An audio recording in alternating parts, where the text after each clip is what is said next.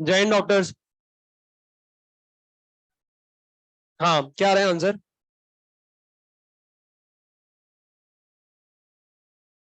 13 तो सही है एक का, और दूसरे का 2.55 बिल्कुल गलत है।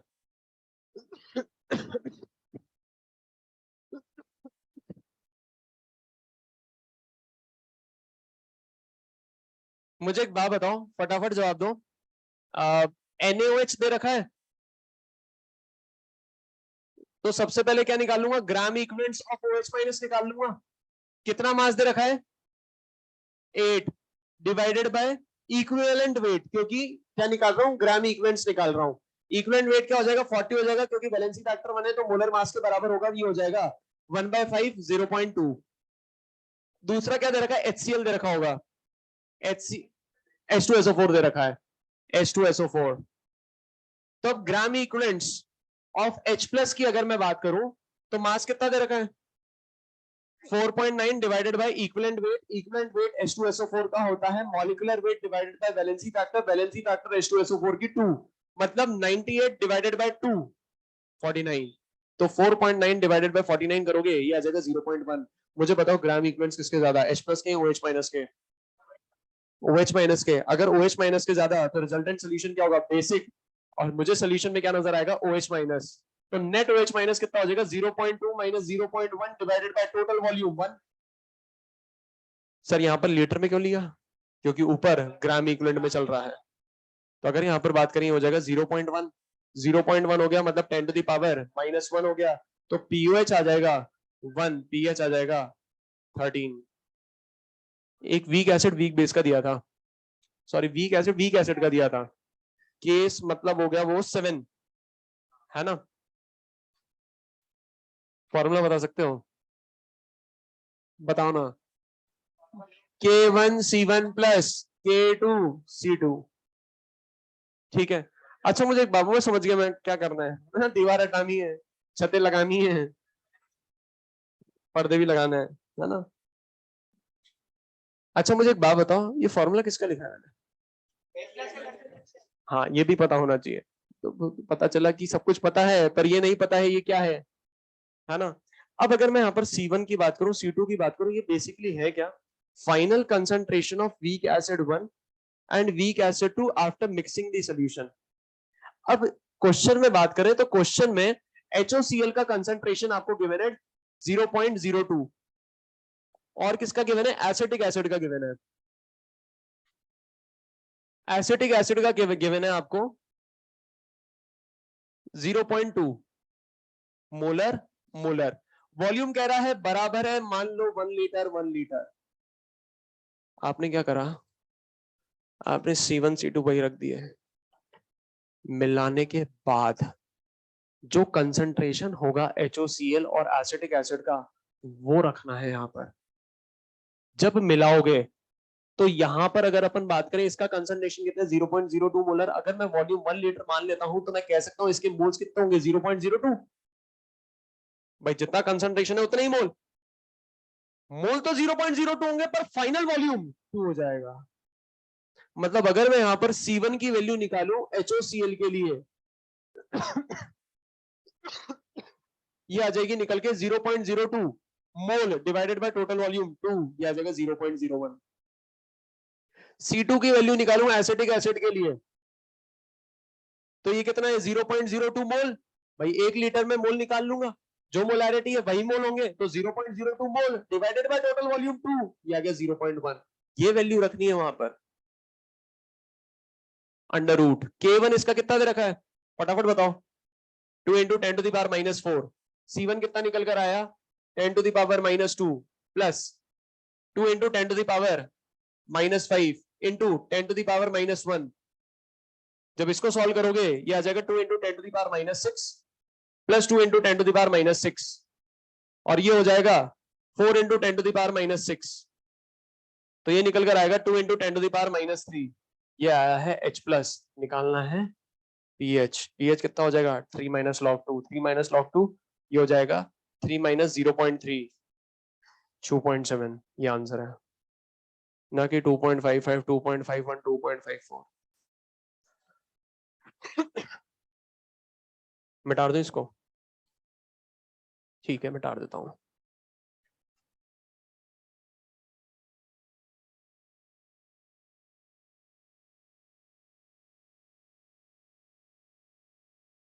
केस 9, केस 10, केस 11, केस 12 ये अपन को पढ़ना है, ठीक है। 9, 10, 11, 12 अपन पढ़ेंगे सॉल्ट के बारे में। सॉल्ट जैसा वर्ड मैंने कहीं यूज करा था केस 5 में। केस 5 में तब यूज करा था जब अपन ने स्ट्रॉन्ग एसिड और स्ट्रॉन्ग बेस को मिलाया था, और जब मिलाया था तो मैंने बताया था कि मिलाने पर 3 पॉसिबिलिटीज बनेगी। या तो एसिड ज्यादा मिला दो तो सोल्यूशन एसिडिक होगा, बेस ज्यादा मिलाओगे तो रिजल्टेंट सोल्यूशन बेसिक होगा, और अगर दोनों को बराबर मिलाओगे, सेम ग्राम इक्विवेलेंट्स मिलाओगे, सेम अमाउंट में मिलाओगे, तो सोल्यूशन न्यूट्रल होगा, पीएच 7 होगा। और जब आप उस केस में कंसंट्रेशन निकालोगे तो एसिड की कंसंट्रेशन 0, बेस की कंसंट्रेशन 0 और सोल्यूशन में मिलेगा सॉल्ट। सॉल्ट का कंसंट्रेशन निकालना होता है। और अब अपन केस 9, 10, 11, 12 में सॉल्ट की डिटेल्ड स्टडी करेंगे। वहां पर अपन ने बस इस बात पर छोड़ दिया था कि अगर सेम अमाउंट में मिलाओगे सॉल्ट बनेगा, पीएच क्या होगा 7 होगा, बस वहीं पर छोड़ दिया था। अब इसको कंटिन्यू अपन कहां पर करेंगे, 9, 10, 11, 12 केस में करेंगे। तो सबसे पहले अगर अपन बात करें केस 9 की, केस 9 में अपन को क्या पढ़ना है, सॉल्ट पढ़ना है। और सॉल्ट के बारे में सबसे पहले बात करेंगे, इसके पीएच, वीएच, एच प्लस कैसे निकालते हैं उन सबके बारे में बाद में बात करेंगे, पर पहले सॉल्ट को तो समझे, सॉल्ट होता कौन है। अगर मैं बात करूं सॉल्ट की, अगर लिख रहे हो तो साथ साथ लिखते रहना, है ना। अगर मैं बात करूं सॉल्ट की, तो सॉल्ट बेसिकली दो कंपोनेंट से आता है। सॉल्ट में दो कंपोनेंट्स मौजूद होते हैं। ये जो सॉल्ट बनता है ना, ये पता है कहां से बनता है, पेरेंट एसिड और पेरेंट बेस से बनता है। मतलब एसिड और बेस के कॉम्बिनेशन से क्या बनता है, सॉल्ट बनता है। याद करो बचपन में रिएक्शन पढ़ी होगी, acid plus base gives salt plus water, neutralization reaction. तो ये जब सॉल्ट बनता है ना, कैसे बनता है, एसिड और बेस के कॉम्बिनेशन से बनता है। तो सॉल्ट से आपको ये पता लगाना आना चाहिए कि इसमें पेरेंट एसिड कौन है और पेरेंट बेस कौन है। तो अगर मैं सॉल्ट की बात करूं, तो मान लो एग्जांपल लेते हैं अपन NaCl। NaCl क्या है, एक सॉल्ट है, ठीक है। अब अगर मैं यहां पर बात करूं तो एक एनायन नजर आएगा, एक कैटायन नजर आएगा। एक क्या नजर आएगा, एनायन। एक क्या नजर आएगा, कैटायन। ये जो एनायनिक पार्ट होता है, ये कहां से आता है, एसिड से आता है। कहां से आता है, एसिड से। ये आता है एसिड से। और ये जो कैटायन होता है ये आता है बेस से। सुनना ध्यान से, अब एसिड आएगा, बेस चिल्लाएगा, एसिड आएगा, बेस चिल्लाएगा। पर बेस चिल्ला के भी कुछ नहीं कर पाएगा, क्योंकि अगर एसिड आया है तो इससे बिना मिले तो जाएगा नहीं, मिल के तो जाएगा। काम की बातें बहुत सारी निकलेंगी, है ना। ध्यान से सुनना एक एक वर्ड। एसिड आएगा, बेस चिल्लाएगा, पर बेस चिल्ला के भी कुछ नहीं कर पाएगा, क्योंकि एसिड आया है तो बिना मिले तो जाएगा नहीं। और अगर मिलेगा तो किससे मिलेगा, बेस से। अब अगर एसिड बेस से मिल रहा है तो बेस भी एसिड से मिलेगा। भाई बिना अकेले तो ऐसे मिल नहीं सकते हैं। तो दोनों एक दूसरे से मिलेंगे, और जैसे ही दोनों एक दूसरे से मिलेंगे तो एक दूसरे को पानी पानी कर देंगे। और पानी भी कैसा, खारा पानी, सॉल्ट वाटर। सॉल्ट वाटर, अरे सॉल्ट वाटर बनेगा नहीं बनेगा। अच्छा मुझे एक बात बता, जब पानी पानी हो जाएंगे तो थक जाएंगे, तो मैं कह सकता हूँ एनर्जी रिलीज होगी। जब पानी पानी हो जाएंगे, थक जाएंगे, एनर्जी रिलीज होगी, एंडोथर्मिक या एक्सोथर्मिक। यहाँ पर बात पता है किसकी हो रही है, न्यूट्रलाइजेशन रिएक्शन की हो रही है ना। बहुत सारी बातें बता दी मैंने इसमें। एसिड आएगा, बेस चिल्लाएगा, पर चिल्ला के कुछ भी नहीं कर पाएगा, क्योंकि एसिड आया है तो मिलके तो जाएगा। और जब ये दोनों एक दूसरे से मिलेंगे तो एक दूसरे को पानी पानी कर देंगे, और पानी भी किस टाइप का पानी होगा? खारा पानी होगा। खारा पानी करेंगे मतलब थक चुके होंगे और थक गए होंगे, तो एनर्जी रिलीज होगी, एनर्जी रिलीज होगी तो ये जो प्रोसेस होता है एक्सोथर्मिक होता है। बात समझ में आ रही है? क्या आप भूलोगे? एसिड कहां से आएगा? एनायन से। बेस कहां से आएगा? कैटायन से। क्लियर है बात सभी को? अब अगर मैं यहाँ पर एनाइन की बात करता हूँ, एनाइन कौन है? Cl minus. ये एनाइन जो है आया कहां से होगा? एसिड से आया होगा, और अगर एसिड से आया होगा तो मैं कह सकता हूँ इस एनाइन का जो कैटायन होगा वो H प्लस होगा। इस एनाइन का जो कैटायन होगा वो H प्लस होगा, तो मैं कह सकता हूं जो पेरेंट एसिड होगा वो और कोई नहीं, HCl होगा। यहां पर कैटायन की बात करें, कैटायन क्या है? Na प्लस है। कैटायन कहां से आया होगा? बेस से आया होगा, तो कह सकते हैं इस कैटायन का जो एनायन होगा वो OH माइनस होगा। तो अगर OH माइनस जोड़ूंगा तो यहाँ पे मिलेगा मुझे पेरेंट बेस, पेरेंट बेस हो जाएगा NaOH। तो आपको पता होना चाहिए कि ये जो सॉल्ट है इसका पेरेंट एसिड कौन है, पेरेंट बेस कौन है। क्या आप पता लगा लोगे पेरेंट एसिड और पेरेंट बेस कैसे निकालते हैं? अब अगर सपोज करो एनायनिक पार्ट में यहां पर -1 था, तो जितना नेगेटिव है उतने H प्लस जोड़ने होते हैं। कैटायनिक पार्ट में जितना प्लस होता है उतना ही OH माइनस जोड़ना होता है। ये बात समझ में आ रही है? एक और एग्जांपल देख लेते हैं। लिख रहे हो तो मैं पहले ही बोल रहा हूं, साथ साथ लिखते रहना, मैं मिटा दूंगा फिर। अगर मैं बात करूं Na2SO4, ये भी क्या है? एक सॉल्ट है। ये भी क्या है? एक सॉल्ट है। अब अगर मैं यहां पर बात करूं सबसे पहले एनायनिक पार्ट की, तो एनायनिक पार्ट कौन हो जाएगा? SO4-2। और कैटायनिक पार्ट क्या हो जाएगा? 2Na+। ये क्या है? एनायन। एनायन कहां से आता है? एसिड से। एसिड आएगा एनायन से, ठीक है। तो एनायन कहां से आएगा? एसिड से आएगा। एसिड कितने डालूंगा मैं यहां पर? आप खुद देखो, यहां पर नेगेटिव कितना है? 2। तो कितने H प्लस लू? 2 H प्लस। जितना नेगेटिव उतने H प्लस, तो क्या मिलेगा? H2SO4।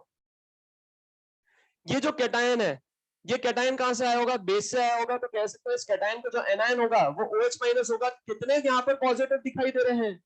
सर एक ही दिखाई दे रहा है। अरे टमाटर देखो, ये ऐसे 2 हैं, तो मैं कह सकता हूं यहाँ पर 2 OH माइनस जोड़ने पड़ेंगे, तो यहाँ पर आपको दिखाई देगा पेरेंट बेस। पेरेंट बेस कौन है?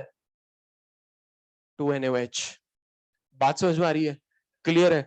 तो आप मुझे बता सकते हो K2SO4 में पेरेंट एसिड और पेरेंट बेस कौन होंगे? एनाइन कौन है? SO4-2। कितने H प्लस जोड़ू? 2 H प्लस। पेरेंट एसिड कौन हो जाएगा? H2SO4। कैटायन कौन है? 2K plus. कितने OH माइनस जोड़ू? 2 OH माइनस। पेरेंट बेस कौन हो जाएगा? 2KOH। ये बात समझ में आ रही है? क्लियर है बात सभी को? अब यहाँ पर नेक्स्ट अपन पढ़ेंगे टाइप ऑफ सॉल्ट। सॉल्ट तो अपन ने पहचान लिया कि सॉल्ट से अपन पेरेंट एसिड कैसे निकालेंगे, पेरेंट बेस कैसे निकालेंगे, है ना। अब अपन देखेंगे टाइप्स ऑफ सॉल्ट। बता दो ये सारा।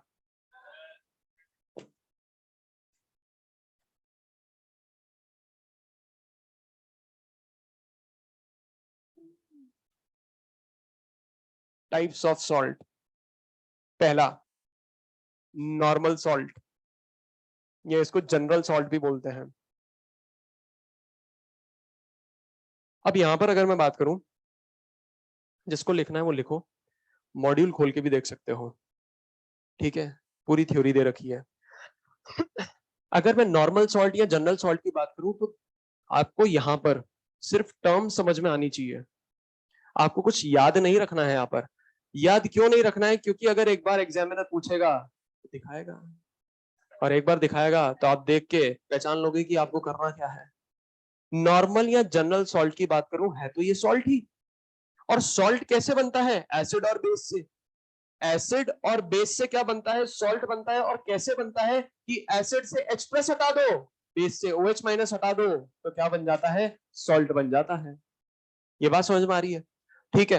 अब अगर मैं बात कर रहा हूं नॉर्मल सॉल्ट की, जनरल सॉल्ट की, मतलब ये वो सॉल्ट होंगे जहां पर कोई भी रिप्लेसेबल H प्लस नहीं होगा, कोई भी रिप्लेसेबल OH माइनस नहीं होगा।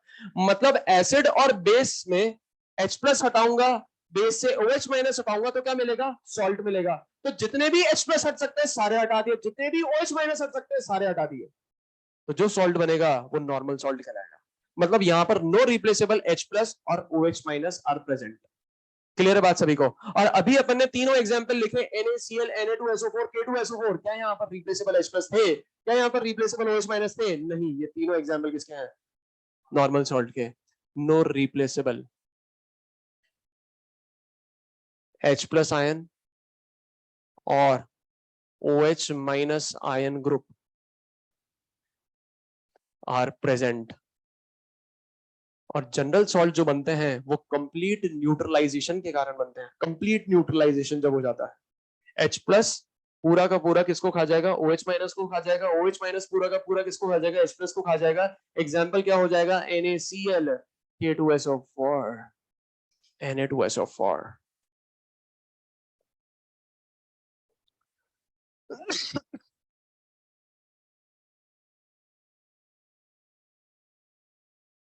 Na2HPO3। अरे ये बताना यार, ये है क्या जनरल सॉल्ट? है क्या? पक्का? क्या पेरेंट एसिड बता सकते हो? H3PO3। पेरेंट एसिड कौन होगा? H3PO3। रिप्लेसेबल H प्लस कितने होंगे? दो। क्या दो H प्लस रिप्लेस हो चुके हैं? हाँ, हो चुके हैं। बात समझ में आ रही है? क्लियर है बात सभी को? OH तो है ही नहीं, H प्लस सारे के सारे रिप्लेस हो गए। ये H प्लस रिप्लेसेबल नहीं होता है। क्लियर है बात सभी को? नेक्स्ट अगर अपन बात करें तो नेक्स्ट बात करेंगे एसिडिक सॉल्ट। एसिडिक सॉल्ट का मतलब क्या होता है बताओ? एसिडिक सॉल्ट का मतलब क्या होता है? ये तो वो सॉल्ट होते हैं जहां ना तो H प्लस हो ना OH माइनस हो। तो एसिडिक कौन हो जाएंगे? जहां पर at least one replaceable H plus ion मौजूद हो।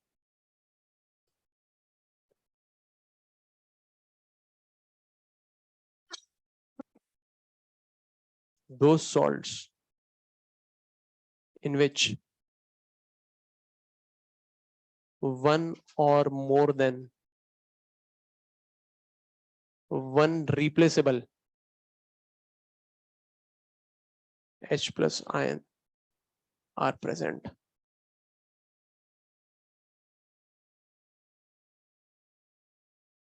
और ये बनते कैसे हैं?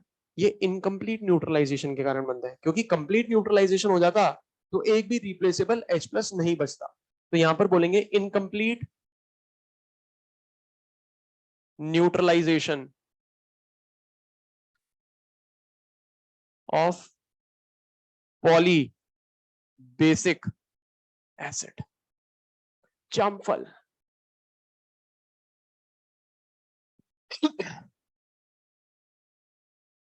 NaHSO4, NaHCO3। पेरेंट एसिड देखो एक बार, H2SO4। रिप्लेसेबल H प्लस दो, पर एक ही हुआ है, एक बचा हुआ है। Parent acid H2CO3। Replaceable H plus दो, पर एक अभी भी बचा हुआ है। बात समझ में आ रही है? क्लियर है बात सभी को?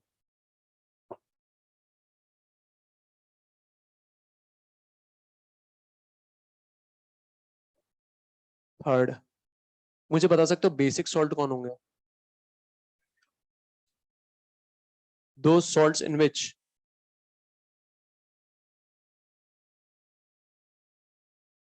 वन और more than one OH minus.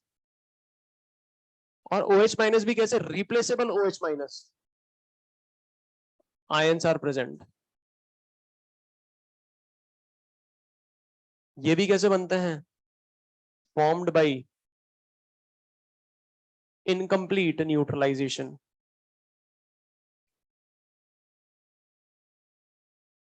formed by incomplete neutralization of polyacidic base। Example क्या हो जाएगा? ZnOHCl।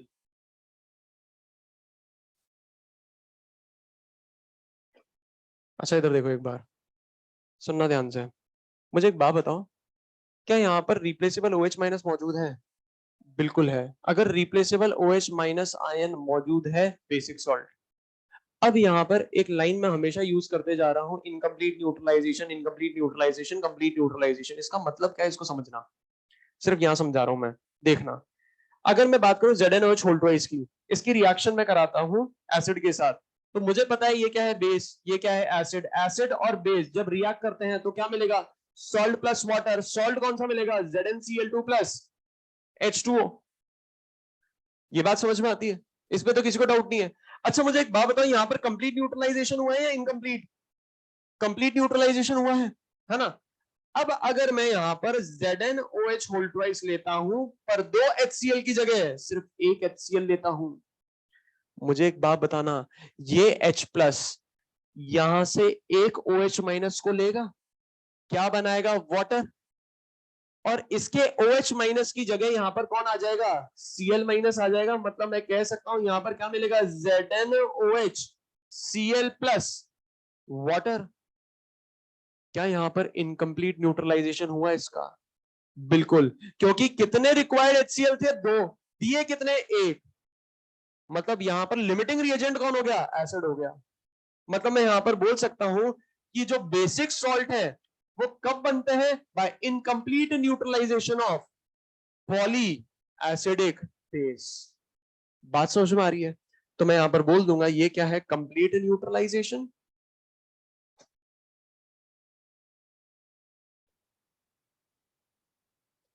और ये क्या है, इनकम्प्लीट न्यूट्रलाइजेशन।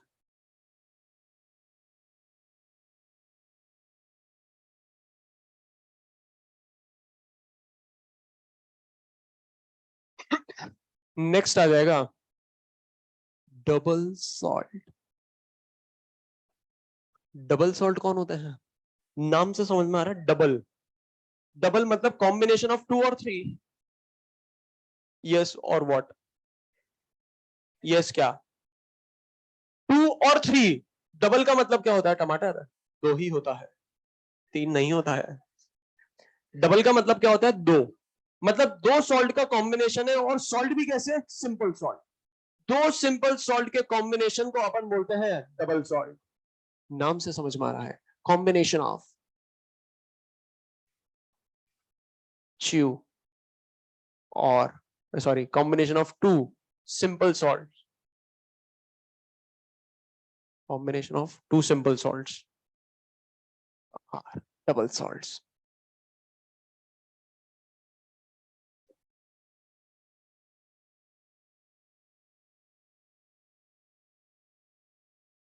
ये कैसे बनते हैं, जब भी दो सिंपल सॉल्ट आपस में कंबाइन होते हैं तो क्या बनते हैं, डबल सॉल्ट बनते हैं। अगर मैं इनके स्टेबिलिटी की बात करूं तो सॉलिड स्टेट में, सॉलिड स्टेट में तो ऑलमोस्ट हर सॉल्ट स्टेबल रहता है, पर जैसे इसको पानी में डालेंगे तो यहां पर अपन को क्या मिलेंगे, सिंपल आयंस मिल जाते हैं। तो अगर मैं यहां पर बात करूं तो मैं बोल सकता हूं stable in solid state only, solid state only, that is when dissolved in water, when dissolved in water it breaks into simple ions। Example बता सकते हो, हाँ, एलम नहीं, पोटेश एलम, पूरा नाम लो, K2SO4 dot Al2SO4 whole thrice dot 24H2O, potash alum, potash alum. एक और होता है मोहर सॉल्ट, मोहर बेचारे कहीं फंस गए थे, FeSO4 dot NH4 whole twice SO4 dot 6H2O। ये कहलाता है मोहर सॉल्ट, मोहर सॉल्ट। मोहर फंस कैसे गए थे, FAS, क्योंकि नाम से और इनके काम से बहुत डिफरेंस है। नाम अलग है, काम अलग है, पर यहां पर नाम और काम सेम सेम है। देखो पोटैश, पोटाश मतलब ये क्या है, पोटेशियम। एलम मतलब एल्यूमिनियम, पोटेशियम एल्यूमिनियम सल्फेट। तो नाम से समझ में आया था भी पोटेश एलम का फॉर्मूला क्या होगा, पर मोहर से समझ में नहीं आता मोहर में क्या होगा। तो मोहर बेचारे कहीं फंस गए थे, अब फंसे कहां थे, पानी में फंस गए थे।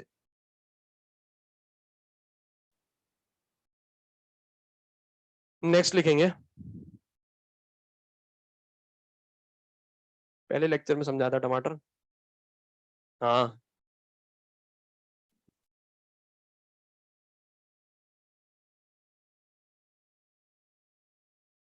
एक से ज्यादा एसिड को न्यूट्रलाइज करने की टेंडेंसी रखते हैं वो बेस, पॉली मल्टीपल। कितने H+ को न्यूट्रलाइज करने की टेंडेंसी रखता है? 2 पॉलीएसिडिक बेस। नेक्स्ट,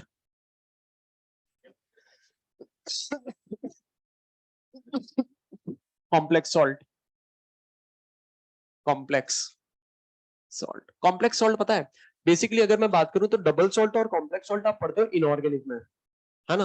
और कॉम्प्लेक्स सॉल्ट आप पता है कहां पढ़ोगे? कोऑर्डिनेशन कंपाउंड में पढ़ोगे आप। तो कॉम्प्लेक्स सॉल्ट की बात करें तो ऐसे बोल सकते हैं, these salts when dissolved in water, these salts when dissolved in water gives complex ions। और कॉम्प्लेक्स आयंस की खास बात पता है क्या होती है भाई? यहां पर अगर अपन बात करें डबल सॉल्ट की, तो डबल सॉल्ट तो सिर्फ सॉलिड स्टेट में ही स्टेबल रहते हैं, पर कॉम्प्लेक्स सॉल्ट सॉलिड स्टेट और वाटर में दोनों में स्टेबल रहते हैं। कॉम्प्लेक्स आयन आपने देखा होगा स्क्वायर ब्रैकेट में होता है, उसका ब्रेकडाउन नहीं होता है। तो अपन ऐसे बोल सकते हैं, complex ions are stable in solid as well as in aqueous solution। बहुत ही फेमस एग्जांपल है K4FeCN6। ये जो स्क्वायर ब्रैकेट में आयन है इसका फर्दर ब्रेकडाउन नहीं होता है, ये सॉलिड स्टेट में भी स्टेबल रहता है और aqueous सॉल्यूशन में भी स्टेबल रहता है, मतलब वाटर में भी स्टेबल रहता है। लास्ट, सिक्स्थ, लास्ट क्या हो जाएगा? Mixed salt. Mixed salt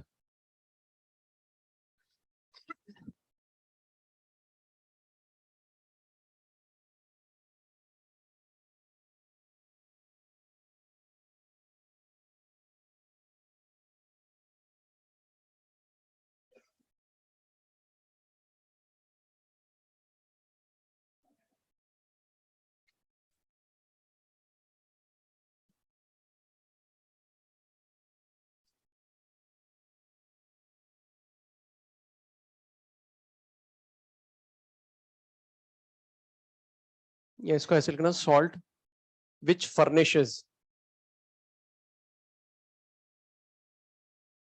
more than one type of cation or more than one type of anion in water।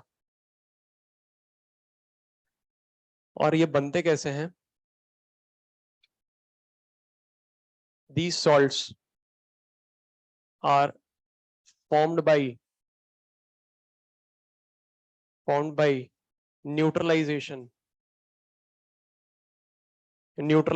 of more than one acid or base।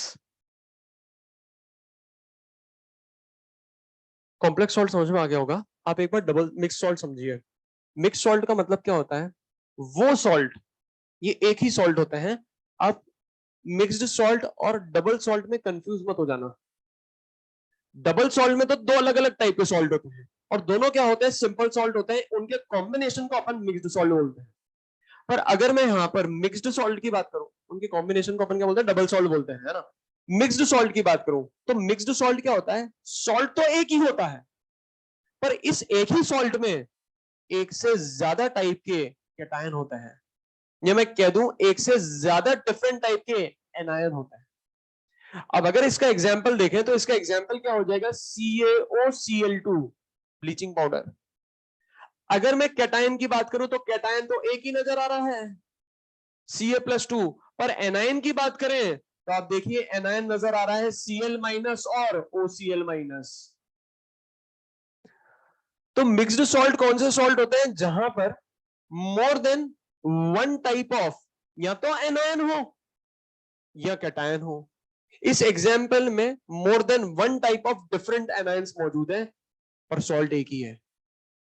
यहां पर भी मुझे मोर than one type of cation और anion दिखाई दे रहे हैं, पर यहां पर दो अलग अलग सॉल्ट है और उनका कॉम्बिनेशन है।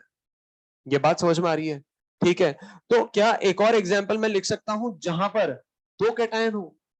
दो कैटायन वाले सॉल्ट कौन सा हो जाएगा? NaKSO4। एनाइन कौन हो गया? SO4-2। पर कैटायन की बात करें तो एक हो जाएगा Na+ और दूसरा हो जाएगा K+। ये बात समझ में आ रही है? क्या आप मुझे बता सकते हो यहां पर कितने आयन मिले मुझे? यहां पर कितने आयन मिले? वहां पर कितने आयन मिले हैं पोटेश एलम में?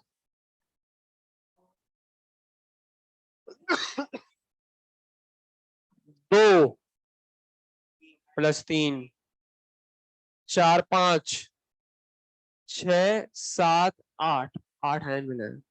इसको मत गिनने बैठ जाना, ये पानी है, पानी में मिल जाएगा। यहां पर कितने आयन मिलेंगे? 1 2 3 4 5। बात समझ में आ रही है? यहां तक किसी को डाउट है तो बोलो, किसी को भी कहीं भी डाउट है तो बोलो।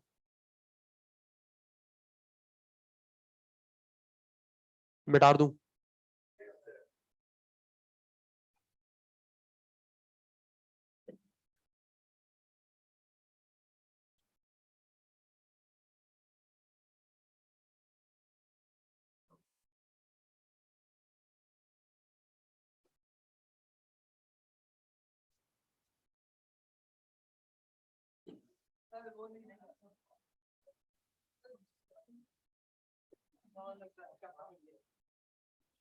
फटाफट लिखो।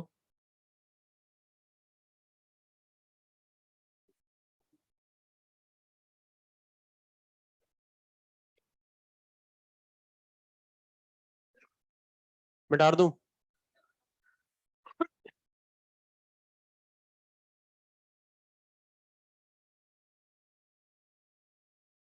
मिटा दूं?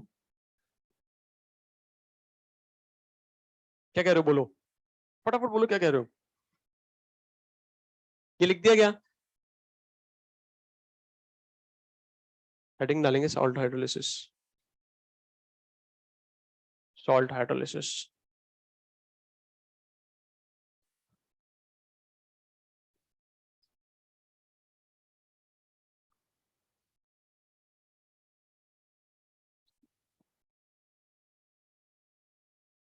Salt hydrolysis. Salt hydrolysis.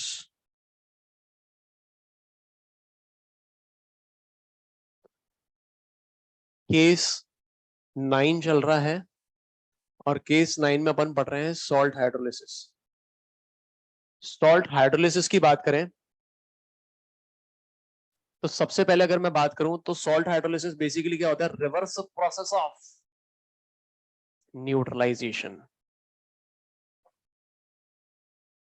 मिटा दूं?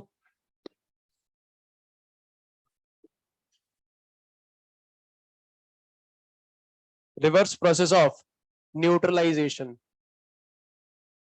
अच्छा मुझे एक बात बताओ, थोड़ा सा दिमाग लगाना। अभी एक लाइन बोली थी मैंने, पता है ना कौन सी बोली थी? याद है ना? एसिड आएगा बेस चिल्लाएगा। मुझे एक बात बताओ, सॉल्ट हाइड्रोलिसिस क्या है? रिवर्स प्रोसेस ऑफ न्यूट्रलाइजेशन है। तो आप मुझे बता सकते हो सॉल्ट हाइड्रोलिसिस का डेल्टा एच क्या होगा? पॉजिटिव या नेगेटिव? न्यूट्रलाइजेशन का क्या होगा? पानी पानी हो जाएंगे, थक जाएंगे, एनर्जी रिलीज हो जाएगी, डेल्टा एच क्या हो जाएगा? नेगेटिव। और अगर salt hydrolysis reverse process of neutralization है, मतलब मैं बोल सकता हूँ डेल्टा एच क्या होगा? Greater than 0। और ये जो प्रोसेस होता है ये पुअर प्रोसेस होता है। Poor process. सस्ता नहीं है टमाटर, ये गरीब है, बहुत ज्यादा, बहुत ज्यादा। आप समझना, ये तीनों पॉइंट समझा रहा हूं, सुनना ध्यान से। अगर मैं बात करूं न्यूट्रलाइजेशन प्रोसेस की, acid plus base gives salt plus water. Sir इधर देखो ना, आपने यहां पर इक्विलिब्रियम कैसे लगा दिया? ये तो इरिवर्सिबल रिएक्शन होती है, बचपन से पढ़ते हुए आ रहे हैं हम, मान लो ना थोड़ी देर के लिए। मान लो थोड़ी देर के लिए, मान लिया, ठीक है। अब एक बात मुझे बताओ, एसिड आएगा, बेस चिल्लाएगा, पर चिल्ला कर भी कुछ नहीं कर पाएगा। अब एसिड आया है तो मिलकर तो जाएगा, तो दोनों को क्या कर देगा, पानी पानी। और पानी भी कैसा, खारा पानी। एनर्जी रिलीज होगी डेल्टा एच लेस देन 0, ठीक है। अच्छा, अब मुझे एक बात बताओ, वैसे तो इक्विलिब्रियम नहीं आता है, रिएक्शन क्या होती है, इरिवर्सिबल होती है। रिएक्शन फॉरवर्ड डायरेक्शन में ज्यादा जा चुकी होती है, मतलब मैं कह सकता हूं कंप्लीटली जा चुकी होती है, इसलिए इक्विलिब्रियम नहीं आता। पर मैंने मान लिया इक्विलिब्रियम आया है, तो आप मुझे बताओ इसके इक्विलिब्रियम कांस्टेंट को मैं बोलूंगा के न्यूट्रलाइजेशन। और के न्यूट्रलाइजेशन की वैल्यू ज्यादा या बहुत ज्यादा, बहुत बहुत ज्यादा, 10⁻⁹ लगभग लगभग एवरेज वैल्यू इसकी कुछ इतनी ही आती है। अगर इक्विलिब्रियम मानते हैं, और आप खुद सोचो रिएक्शन ऑलमोस्ट कंप्लीशन की तरफ जा चुकी है, तभी तो इक्विलिब्रियम कांस्टेंट इतना ज्यादा आ रहा है। जब प्रोडक्ट अपॉन रिएक्टेंट करोगे, प्रोडक्ट बहुत ज्यादा होगा, तभी तो के बहुत ज्यादा आ रहा है। तो आप मुझे बताओ एक्सटेंट ऑफ रिएक्शन ज्यादा या कम, एक्सटेंट ऑफ रिएक्शन क्या हो जाएगा, एक्सटेंट ऑफ रिएक्शन क्या हो जाएगा, बहुत ज्यादा। अच्छा, पुअर प्रोसेस या इफेक्टिव प्रोसेस, इफेक्टिव प्रोसेस होगा, रिएक्शन फॉरवर्ड डायरेक्शन में बहुत ज्यादा गई है। अच्छा मुझे एक बात बताओ, अगर मैं इसी रिएक्शन को रिवर्स कर दूं, चलो ठीक है नहीं करता रिवर्स, सॉल्ट हाइड्रोलिसिस का मतलब क्या होता है, सॉल्ट को कहां फेंकना होता है, फेंको ना फिर, सॉल्ट प्लस वाटर, पानी में डालोगे क्या मिलेगा, एसिड प्लस बेस। क्या ये ऐसा नहीं लग रहा ऊपर वाली से मिलती जुलती है, बस जस्ट रिवर्स कर दिए। सर देखो ना, यहाँ वाटर लिखा है, यहाँ H2O लिखा है, अरे टमाटर ये लो। अच्छा, अगर ये एक्सोथर्मिक तो ये क्या हो जाएगा, एंडोथर्मिक। अच्छा मुझे एक बात बताओ, अगर यहाँ इक्विलिब्रियम आ रहा है तो इसके इक्विलिब्रियम कांस्टेंट को मैं बोलूंगा हाइड्रोलिसिस कांस्टेंट, जिसे आप प्यार से KH भी बोलते हैं। अच्छा मुझे बताओ, इसका हाइड्रोलिसिस कांस्टेंट जो होगा उसको मैं क्या बोल सकता हूँ, 1 अपॉन न्यूट्रलाइजेशन कांस्टेंट। ये रिलेशन बहुत याद रखना, बहुत इंपॉर्टेंट रिलेशन है, डायरेक्ट पूछेगा एग्जामिनर। ये किसके बराबर हो जाएगा, क्या बोल सकता हूँ, 10⁻⁹ अच्छा, एक्सटेंट ऑफ रिएक्शन बता सकते हो ज्यादा या कम, एक्सटेंट ऑफ रिएक्शन है बहुत बहुत कम, प्रोसेस इज पुअर। क्या तीनों पॉइंट समझ में आ गए जो मैंने लिखे ऊपर, क्लियर है बात सभी को,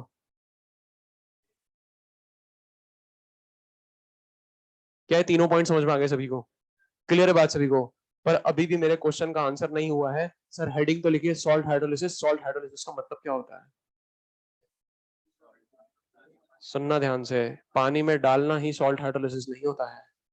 पानी में तो सारे सॉल्ट जाएंगे और पानी में सारे सॉल्ट जाके टूट भी जाएंगे, पर हाइड्रोलिसिस कुछ ही करेंगे और कुछ नहीं करेंगे। हाइड्रोलिसिस का मतलब क्या होता है, सुनना, if any part of salt, if any part of salt reacts with water leads to change in concentration of H plus or OH minus is known as salt hydrolysis. अब जो डेफिनेशन नहीं समझ में आई, if any part of salt, salt में अभी दो part दिखाए थे, एक कैटाइनिक पार्ट दिखाया था, एक एनायनिक पार्ट बताया था। अगर सॉल्ट का कोई सा भी पार्ट वाटर के साथ रिएक्शन में पार्टिसिपेट कर रहा है और वाटर के H प्लस या OH माइनस के कंसंट्रेशन को चेंज कर रहा है, उसे बोलता हूं सॉल्ट हाइड्रोलिसिस। बात समझ में आ रही है, नमक को पानी में डालना और नमक का पूरा टूट जाना इज नॉट सॉल्ट हाइड्रोलिसिस, क्योंकि NaCl को पानी में डालोगे तो वहां पर सॉल्ट हाइड्रोलिसिस नहीं होता है, पर NaCl पूरा टूट चुका होता है। ये बात समझ में आ रही है, तो एक डेफिनेशन लिखो फटाफट, यहाँ पर डेफिनेशन लिखेंगे एक, आशा करता हूं ये पूरा लिख लिया होगा आपने।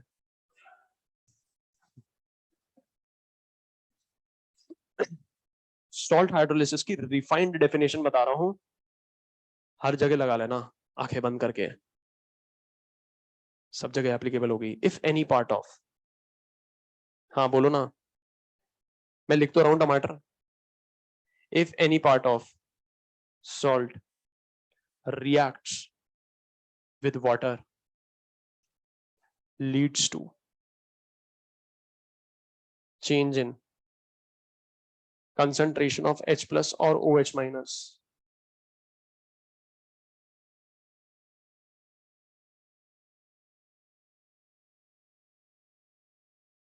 मैं डाल दूं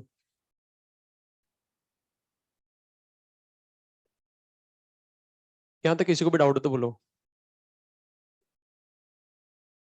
इस डेफिनेशन को थोड़ा सा मैं इलैबोरेट करके समझाऊंगा आपको एग्जाम्पल की मदद से, पर यहां तक, इसके अलावा किसी को भी डाउट है तो बोलो। आज ध्यान से सुनना पूरा लेक्चर, आज का और कल का पूरा सॉल्ट हाइड्रोलिसिस बिल्कुल ऐसे जेब में घूम घूम के घूमोगे आप, कहीं कोई दिक्कत नहीं आएगी।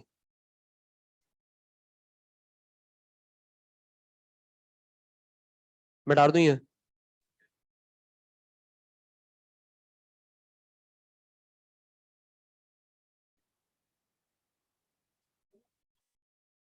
सर हमारी जेब फटी हुई है, क्या करें?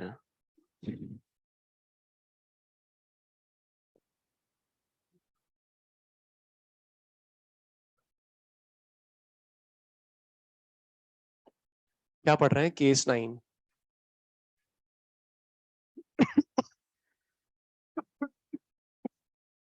अब सुनो इधर, केस 9 की बात करें तो केस 9 में अपन को क्या पढ़ना है?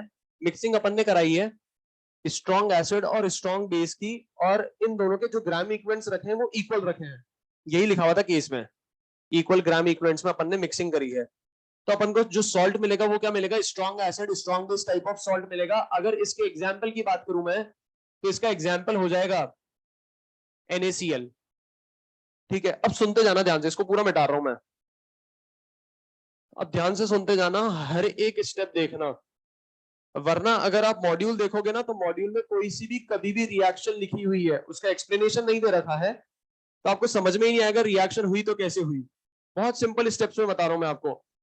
अपन को क्या कराना है? सॉल्ट हाइड्रोलिसिस कराना है, और सॉल्ट हाइड्रोलिसिस का मतलब ही क्या होता है कि नमक को उठा के किस में फेंक दो? पानी में। तो मैंने क्या करा? NaCl को उठा के कहां फेंक दिया? पानी में। अब पानी में फेंकूंगा तो मुझे क्या मिलेगा? मुझे पता है salt plus water gives acid plus base. ये बात समझ में आती है? ये तो रिएक्शन होती ही है ना? अब क्या करना है, सुनना ध्यान से। फर्स्ट स्टेप, फर्स्ट स्टेप क्या होगा कि जो स्ट्रांग है उसको पूरा तोड़ दो, और जो वीक है उसको मत तोड़ो। क्यों? क्योंकि वीक हमेशा चाहता है कि मैं अनडिसोसिएटेड फॉर्म में रहूं, अनडिजॉल्व फॉर्म में रहूं, क्योंकि वीक की तो खास बात ये होती है कि वो टूटना ही नहीं चाहता है। पर स्ट्रॉन्ग की खास बात क्या होती है? पूरा टूटना चाहता है। अब आप मुझे बताओ, NaCl सॉल्ट है तो स्ट्रॉन्ग इलेक्ट्रोलाइट या वीक इलेक्ट्रोलाइट? स्ट्रॉन्ग इलेक्ट्रोलाइट है तो इसको तोड़ दूंगा, तोड़ूंगा कैसे? Na plus plus Cl minus plus. Water strong या weak? Weak. H2O gives NaOH strong या weak? Strong plus OH minus plus HCl strong या वीक? तो ये हो जाएगा plus H plus plus Cl minus. ये बात समझ में आ रही है? Cl minus Na plus Cl minus Na plus.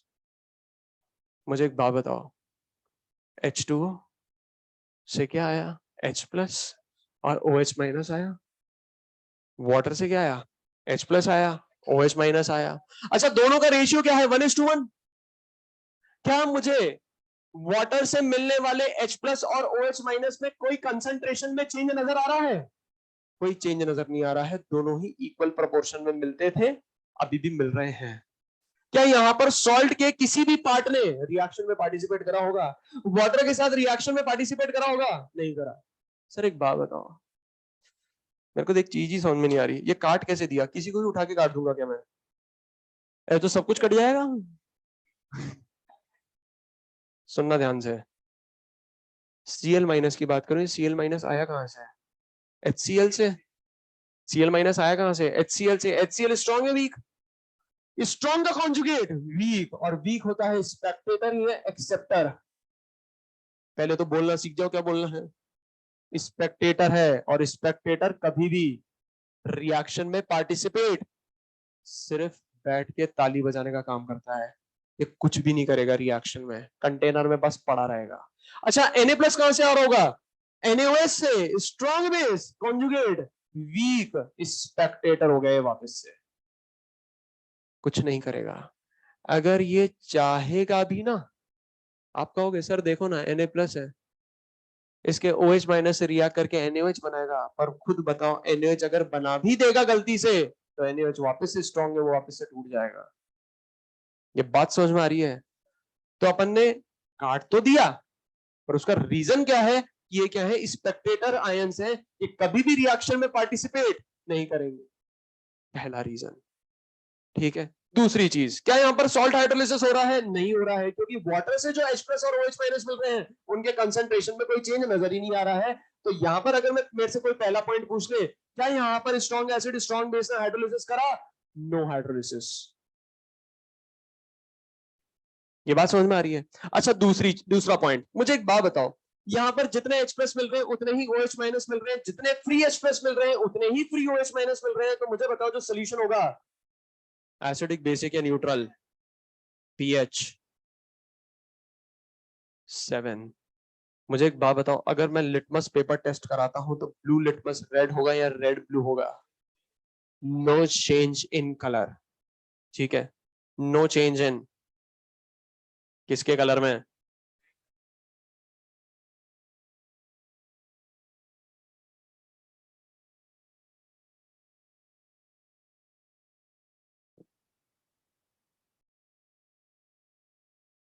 No change in colour of litmus paper, okay. Case 11, sir 9 कहां गया? शायद तक मैंने केस 11 आपको लिखवाया है strong acid weak base, check कर लेना एक बार, स्ट्रॉन्ग एसिड वीक बेस लिखवाया शायद, यही लिखवाया ना? तो केस 11 लिख लेते हैं, फिर केस 10 कर लेंगे। अच्छा, अब इधर देखो, इसका और अच्छे से समझ में आएगा, सुनना ध्यान से। Strong acid weak base, example बता सकते हो? एग्जाम्पल क्या हो जाएगा? एग्जाम्पल आप ले लो NH4Cl, NH4Cl, ठीक है। अच्छा, वापस से सॉल्ट हाइड्रोलिसिस कर रहे हैं तो सॉल्ट को कहां पर फेंकेंगे? पानी में, पानी में फेंक दो। पानी में फेंकने के बाद NH4Cl प्लस वाटर गिव्स, क्या मिलेगा? Acid plus base NH4OH plus HCl। अच्छा, पहला स्टेप मैंने क्या बताया था, जो स्ट्रॉन्ग है उसको तोड़ दो। स्ट्रॉन्ग कौन है? NH4Cl, तोड़ दूं, NH4 plus plus Cl minus plus H2O gives. मुझे एक बात बताओ, NH4OH स्ट्रॉन्ग है वीक? फटाफट, वीक है, क्या तोड़ू? नहीं।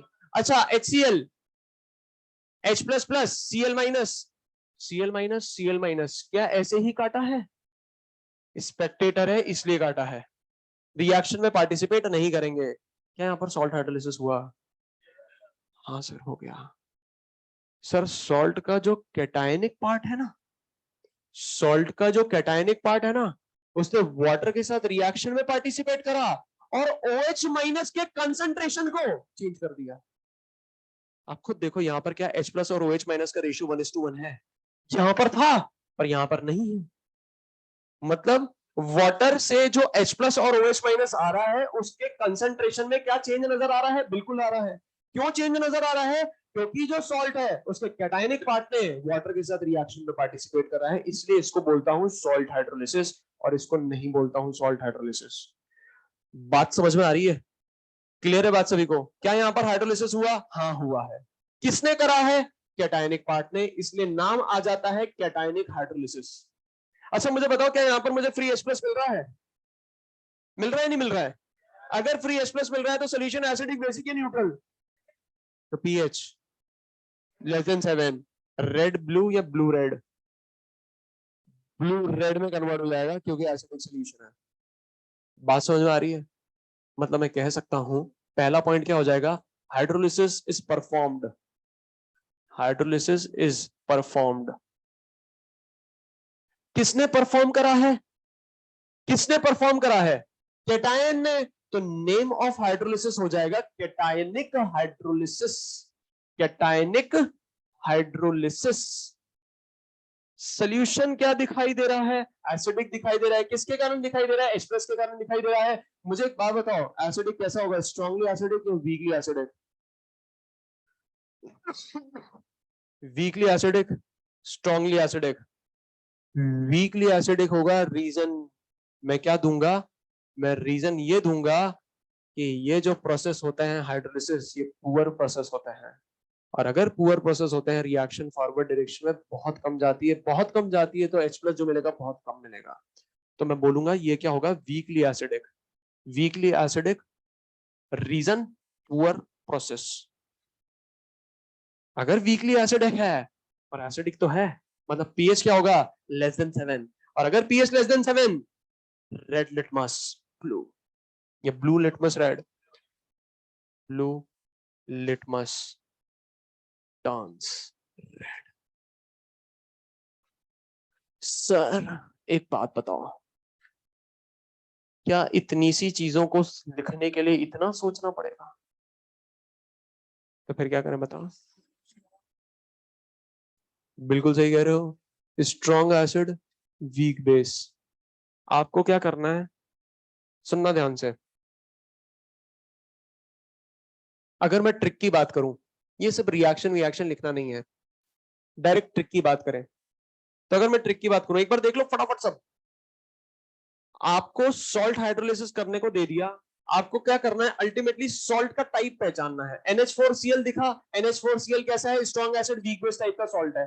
अब इसमें मुझे दो चीजें नजर आ रही हैं, दो चीजें क्या क्या नजर आ रही है, एक तो स्ट्रॉन्ग एसिड नजर आ रहा है, तो स्ट्रॉन्ग पार्ट से अपन को किसके बारे में पता चलेगा, नेचर ऑफ सोल्यूशन के बारे में पता चलेगा। मुझे एक बात बताओ, स्ट्रॉन्ग कौन है, एसिड या बेस? तो जो सोल्यूशन होगा वो कैसा होगा, एसिडिक या बेसिक? तो स्ट्रॉन्ग से मुझे पता चलता है नेचर ऑफ सोल्यूशन के बारे में, नेचर ऑफ सोल्यूशन के बारे में। अब नेचर ऑफ सोल्यूशन क्या हो जाएगा, एसिडिक। अगर एसिडिक होगा तो एसिडिक भी कैसा, वीकली एसिडिक या स्ट्रांगली एसिडिक? Weakly acidic. तो आप मुझे बताओ पीएच क्या होगा, <<7। Blue litmus red. क्लियर है बात सभी को?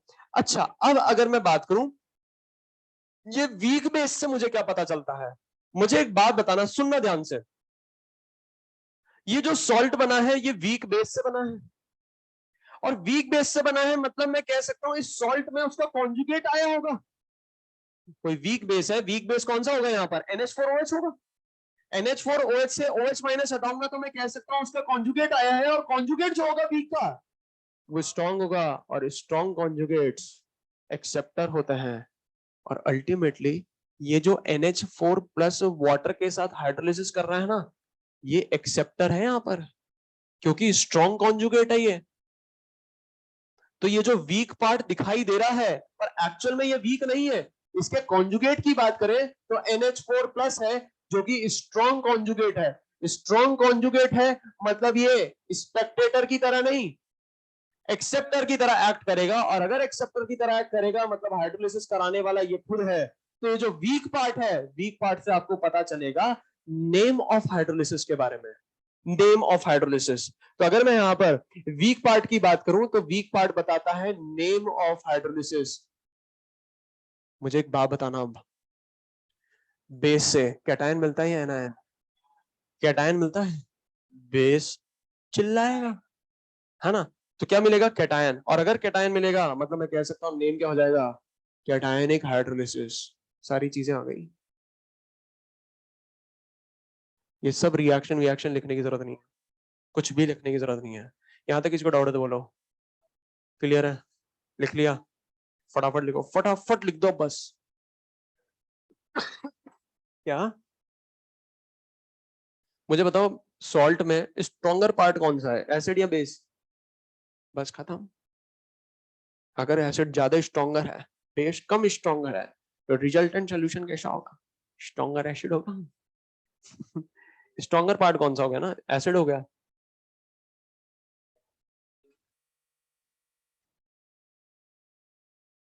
क्या नहीं समझा बताओ ना। वीकली एसिडिक तो होगा, क्योंकि सॉल्ट हाइड्रोलिसिस अपने आप में ही एक पुअर प्रोसेस होता है। अपन को तो नेचर पता लगाना है भाई, एसिडिक नेचर होगा। पर अगर कोई पूछ ले कैसा एसिडिक, तो वीकली एसिडिक बोलूंगा, क्योंकि जो सॉल्ट हाइड्रोलिसिस होता है ये अपने आप में एक पुअर प्रोसेस होता है। आप खुद देखो, सॉल्ट हाइड्रोलिसिस का जब इक्विलिब्रियम कांस्टेंट कैलकुलेट करा था तो कितना आया था, 10⁻⁻⁹ आया था।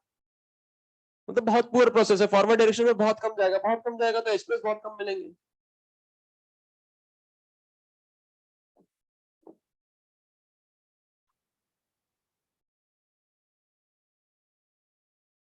दिल थाम के बैठिए, आपके सामने केस 10 आ रहा है।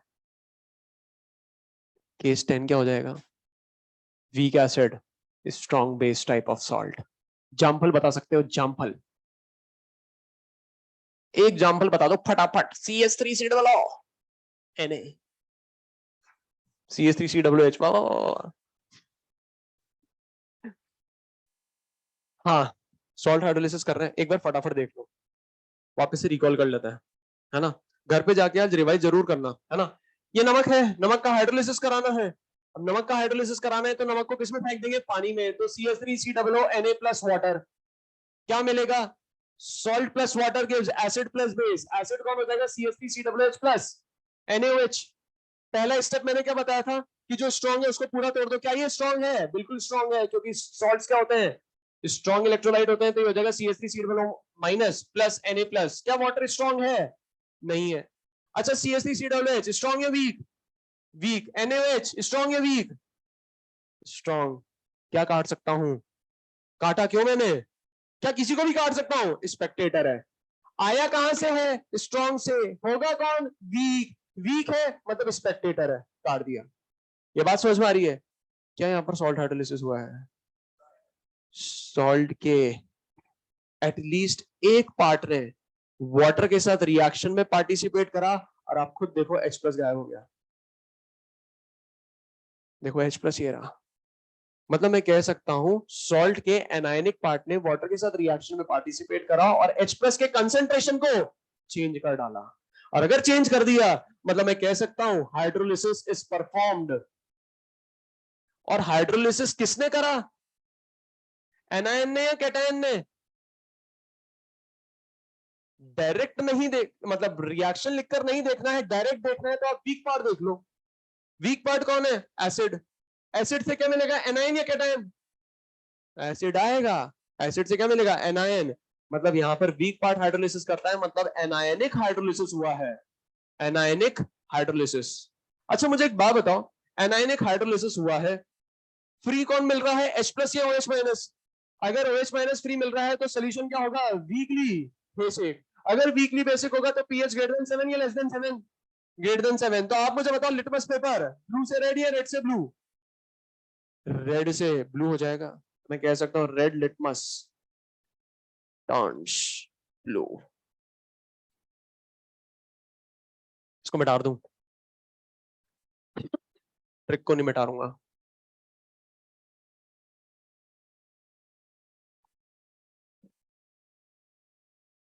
केस 12, सर ये कर क्या रहे हैं अपन, ये पहले बताओ मुझे तो।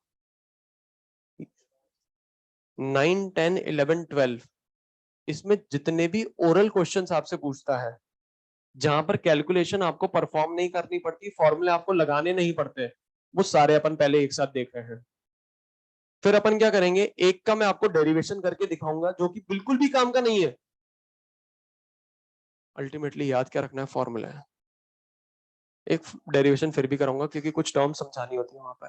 केस 12 क्या हो जाएगा, weak acid weak base type of salt. Example बता सकते हो, एग्जाम्पल हो जाएगा CH3COO क्या करें, सबसे पहले सॉल्ट को पानी में फेंक दे। अगर सॉल्ट को पानी में फेंकूंगा तो क्या मिलेगा, CH3COOH प्लस NH4OH। पहला स्टेप क्या था, जो स्ट्रॉन्ग है उसको पूरा तोड़ दो। स्ट्रॉन्ग क्या CH3COONH4 है, बिल्कुल है। CH3COO minus plus NH4 plus plus water weak है, एसिटिक एसिड वीक है, NH4OH वीक है।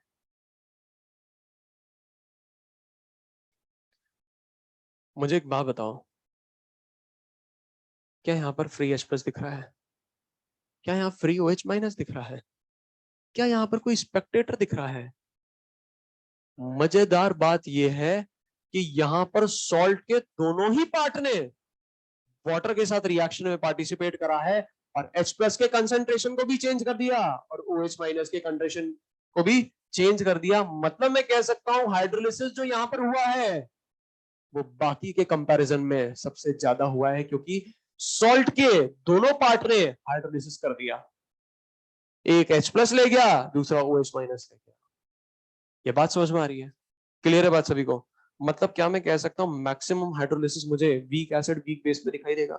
और लॉजिकली भी समझ में आता है कि यहां पर ये जो सॉल्ट जो है वो बना किससे है, वीक एसिड और वीक बेस से। तो इसकी जो कॉन्जुगेट होंगे ये स्ट्रॉन्ग होंगे, दोनों वाटर के साथ रिएक्शन में पार्टिसिपेट करेंगे।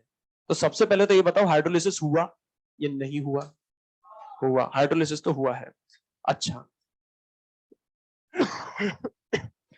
हाइड्रोलिसिस तो हुआ है। अब सबसे पहला डाउट क्या आ रहा होगा, सर नेचर क्या होगा, नेचर क्या होगा। सुनना ध्यान से, सुनना, ये तो खत्म हो चुका होगा और ये बन चुका होगा, है ना।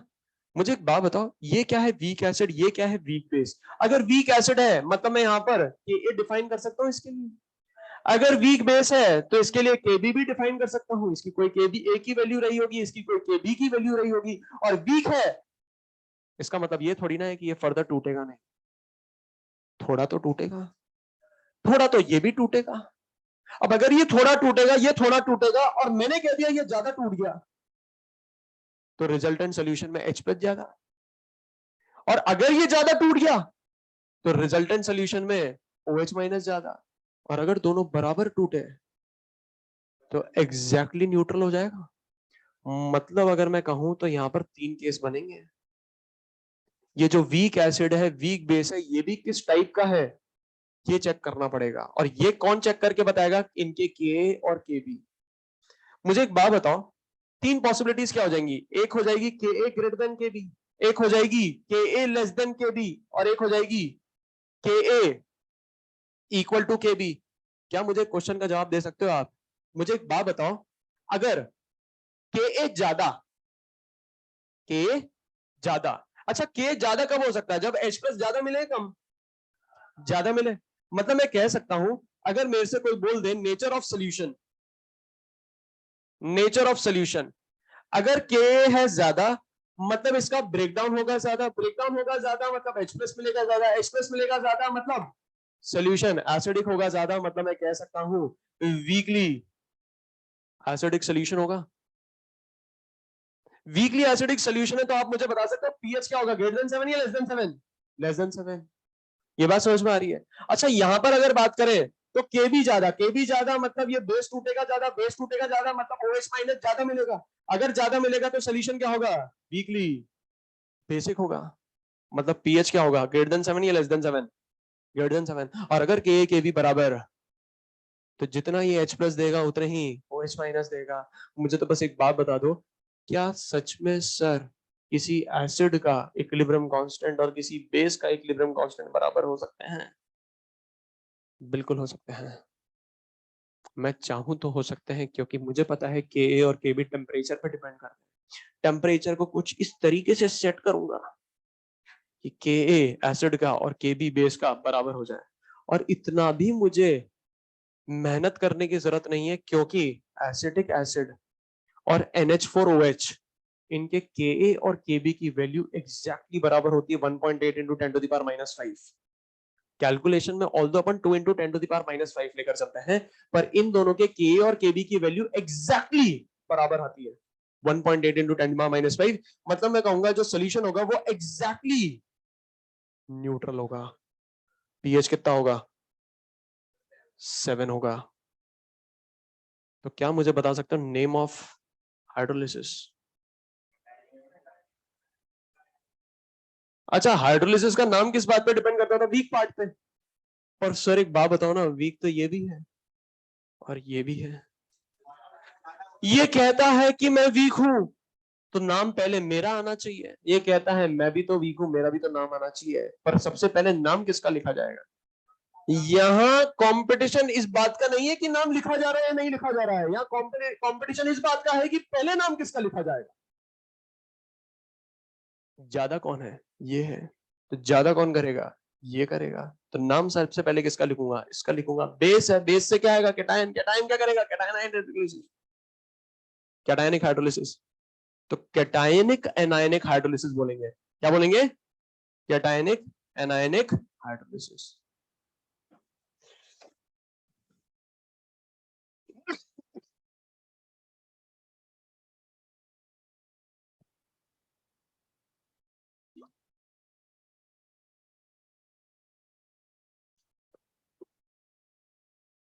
हाँ तो इधर, इधर वीक कौन है, वीक तो दोनों ही है, कमजोर तो दोनों ही है, पर सबसे कमजोर देखना है, कमजोर में भी कमजोर एसिड।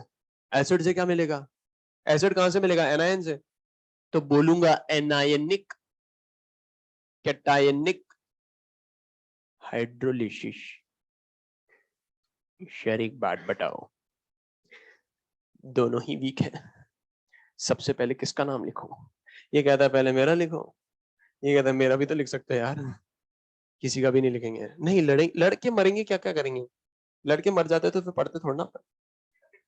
इसको बोलेंगे अपन न्यूट्रल हाइड्रोलिसिस। क्या बोलेंगे? Neutral hydrolysis.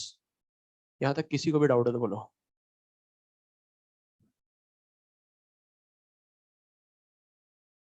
क्या इतना भी लिखकर पता करने की जरूरत पड़ेगी? नहीं, डायरेक्ट ट्रिक बता दी मैंने आपको।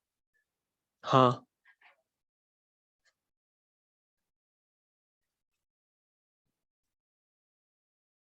H+ या OH-, या दोनों। जरूरी नहीं है दोनों का साथ साथ हो और एक साथ हो, किसी भी एक का हो सकता है। या तो H+ का हो या OH- का हो, या दोनों का हो जाए। हाँ, अब आगे बोलो। सोच लो, सोच लो, सोच लो। पर मुझे एक बात बताओ, एक पॉइंट मैं यहां पर लिखूंगा कि मैक्सिमम हाइड्रोलिसिस किसने करा है? वीक एसिड वीक बेस्ड है। मतलब यहां पर क्या होता है? Maximum hydrolysis, maximum, maximum hydrolysis. सोच लिया क्या? समझ में आ गया? मिटा दूं ये सारा? ये तो मिटा सकता हूं। अब नीचे से मिटा रहा है तो पूरा ऊपर तक मिटा सकता हूं। एक डेरिवेशन करके दिखाऊं? सिर्फ एक डेरिवेशन, और अल्टीमेटली डेरिवेशन देखकर आपको समझ में आ जाएगा इसकी कोई जरूरत नहीं है, डायरेक्ट फॉर्मूले की जरूरत है। फॉर्मूले कितने पता है? 3 है। हर एक सॉल्ट के 6 फॉर्मूले हैं। कुल मिलाकर कितने सॉल्ट? 4 नहीं है टमाटर, 3 ही रह गए, क्योंकि एक तो हाइड्रोलिसिस कर ही नहीं रहा है। 18। सर हमने तो 4 ही पढ़े थे। 4 × 3 12 ही पढ़े थे हमने तो। 18 कहां से लिखवा दिया आपने? आएंगे काम में। हाँ, हाँ आ गया आपको। हाँ बताओ। अब आप दूसरा कुछ पूछ रहे हो? हाँ बोलो। क्या? हाँ सुन तो रहा हूँ ना मैं, मैंने कान थोड़ा बंद कर रखा है, बोलो ना।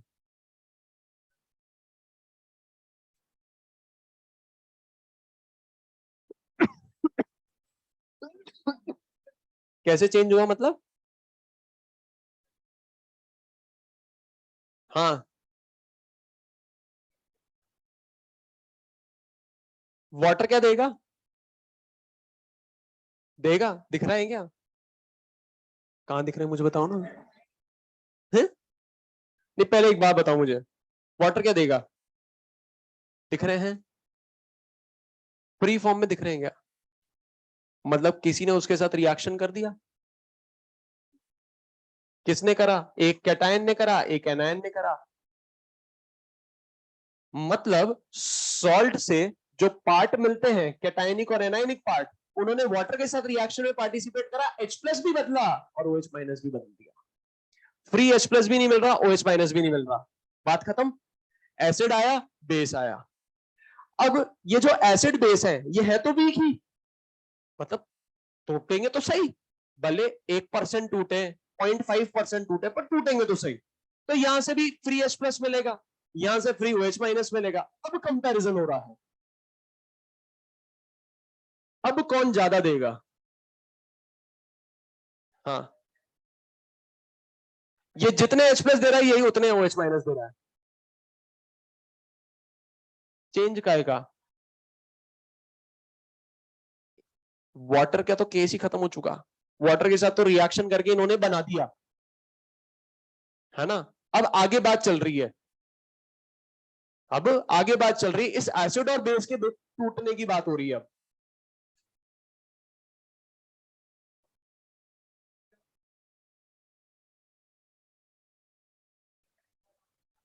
आप हाइड्रोलिसिस की बात कर रहे हैं, नेचर की बात कर रहे हो? ये समझ में आ गया, हाइड्रोलिसिस हो गया।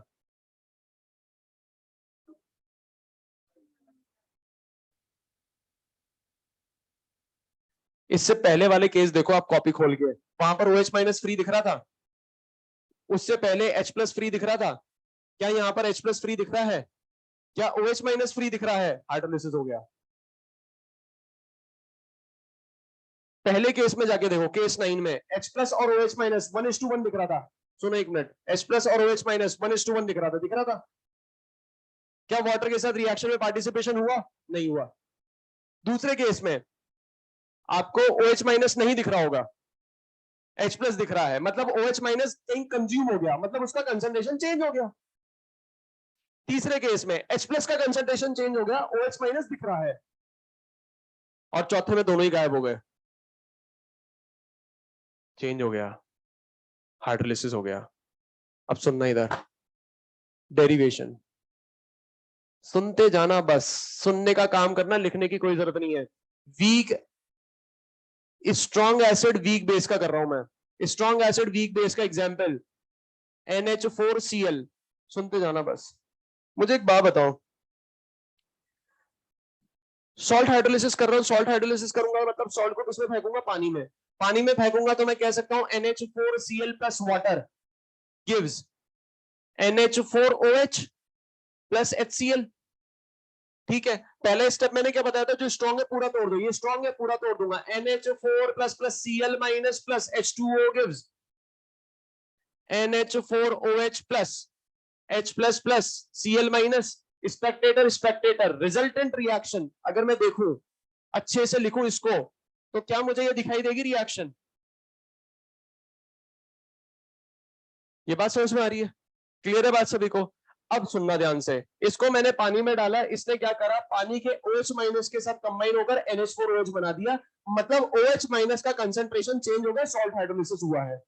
साथ ही साथ NH4OH जब थोड़े से H प्लस लेगा, ठीक तो है ये भी, ये थोड़े से H प्लस लेकर रिएक्शन को पीछे भी ले जा सकता है, ये रिएक्शन आगे भी जा सकती है, पीछे भी जा सकती है, इक्विलिब्रियम तो आएगा।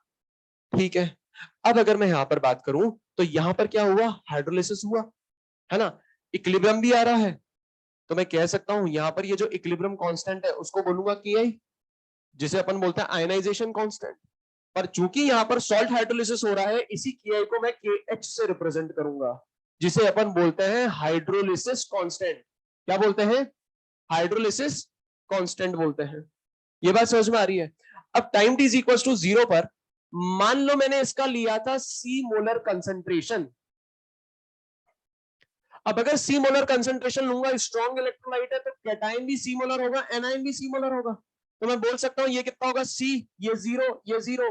Time t is equal to t equilibrium पर ये कुछ थोड़ा सा इसके साथ कंबाइन होगा, मैंने मान लिया इसका डिग्री ऑफ आयनाइजेशन नहीं बोलूंगा, हाइड्रोलिसिस बोलूंगा।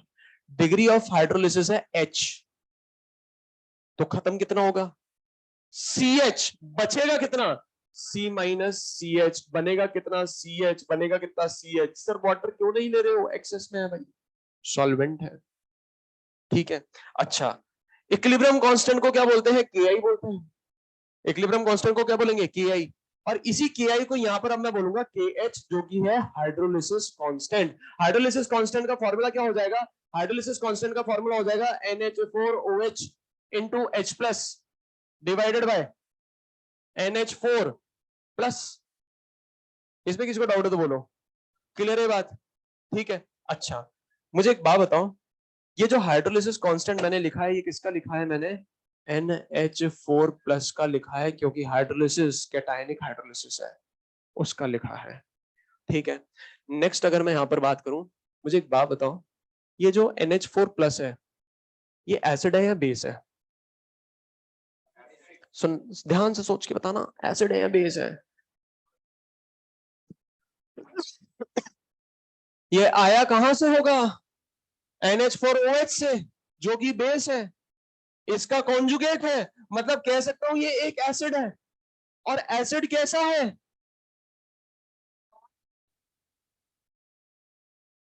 सुनना ध्यान से, एक बात बताई थी मैंने, सुनना, ये आया कहां से है? NH4OH से, ये बात समझ में आती? ये क्या है? वीक बेस है, बेस है ना? इसका कॉन्जुगेट क्या होगा? एसिड होगा। ये बात समझ में आती है? वीक बेस है तो कॉन्जुगेट क्या होगा, स्ट्रॉन्ग होगा। पर मुझे एक बात बताओ, ये इतना भी स्ट्रॉन्ग थोड़ी ना होगा कि HCl को पीछे छोड़ दे। ये इतना भी स्ट्रॉन्ग थोड़ी ना होगा कि HClO4 को पीछे छोड़ दे। ये इतना भी स्ट्रॉन्ग थोड़ा ना होगा कि HBr HI को पीछे छोड़ दे। उनके कंपैरिजन में तो वीक ही रहेगा। ये ए लिख सकता हूं इसका भी। और याद करो कॉन्जुगेट एसिड बेस थ्योरी में मैं लिखता था relation Ka into Kb is equal to Kw। तो अगर वो इतना स्ट्रांग होता तो Ka नहीं बोलता। बात समझ में आ रही है ना? वहां पर भी बताई थी मैंने बात आपको। ठीक है। अच्छा, मुझे एक बात बताओ, एक वीक एसिड को पानी में डाला है, उसके इक्विलिब्रियम कांस्टेंट को क्या मैं Ka ऑफ एसिड नहीं बोल सकता?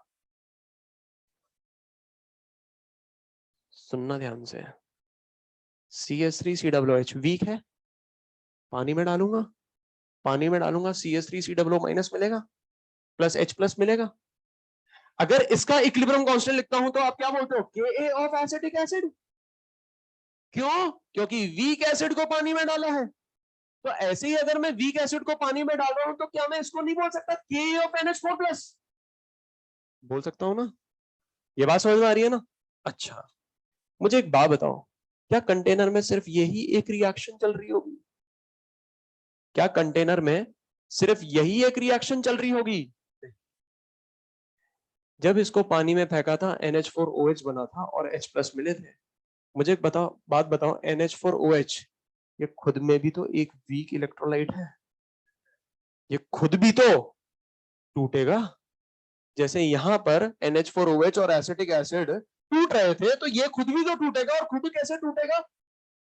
NH4OH gives NH4 plus plus OH minus. अब ये खुद टूट रहा है कहां पर जाके, पानी में जाके। तो आप मुझे बताओ, ये वीक एसिड या वीक बेस? Weak base. अगर वीक बेस है तो क्या मैं बोल सकता हूं ये होगा Kb ऑफ NH4OH? ये क्या कहलाएगा, Kb ऑफ NH4OH कहलाएगा। और फॉर्मूला क्या हो जाएगा, concentration of NH4 plus into concentration of OH minus divided by concentration of NH4OH। ये बात समझ में आती है भाई? ये पानी के साथ रिएक्शन में पार्टिसिपेट करा, ये बना और H प्लस मिले। पर ये जो NH4OH है ये भी तो वीक है और है भी पानी में, तो ये खुद भी तो टूटेगा। भले ही कम टूटे, पर ये रिएक्शन भी चल रही होगी। एक और रिएक्शन चल रही होगी, पानी की खुद की रिएक्शन। मतलब कंटेनर में 3 इक्विलिब्रियम बने हुए हैं, 1, 2 और तीसरा पानी। और यहां से क्या मैं ऐसे नहीं लिख सकता KW is equal to concentration of H plus into concentration of OH minus? 2, 3, 1। जब सॉल्ट हाइड्रोलिसिस होता है ना, 3 इक्विलिब्रियम आते हैं, 3 इक्विलिब्रियम। ये बात समझ में आ रही है? अब मुझे बस एक बात बता दो, क्या इन दोनों रिएक्शन को जोड़कर क्या मुझे ये मिल रही है? क्या इन दोनों को जोड़कर ये मिल रही है? NH4 प्लस कैंसिल आउट हो गया, NH4OH कैंसिल आउट हो गया, H2O gives H plus plus OH minus है। तो क्या मैं लिख सकता हूं first equation multiplied by second equation is equal to third equation? इसका एक्सप्रेशन और इसका एक्सप्रेशन मल्टीप्लाई करूंगा तो थर्ड आ जाएगा। क्योंकि मुझे पता है केमिकल इक्विलिब्रियम में मैंने बताया था, जब दो रिएक्शन को ऐड करोगे तो उनके इक्विलिब्रियम कांस्टेंट मल्टीप्लाई हो जाएंगे। बताया था ऐसा? तो क्या मैं ऐसे लिख सकता हूं कि H किसका, NH4 प्लस का, डायरेक्ट लिख रहा हूं देखो, KH किसका, NH4 प्लस का मल्टीप्लाइड बाय KB किसका, NH4OH का इज इक्वल टू KW। तो क्या मैं ऐसे नहीं लिख सकता KH is equal to KW upon KB किसका, NH4OH का? इसमें किसी को डाउट है तो बोल दो, किसी को भी।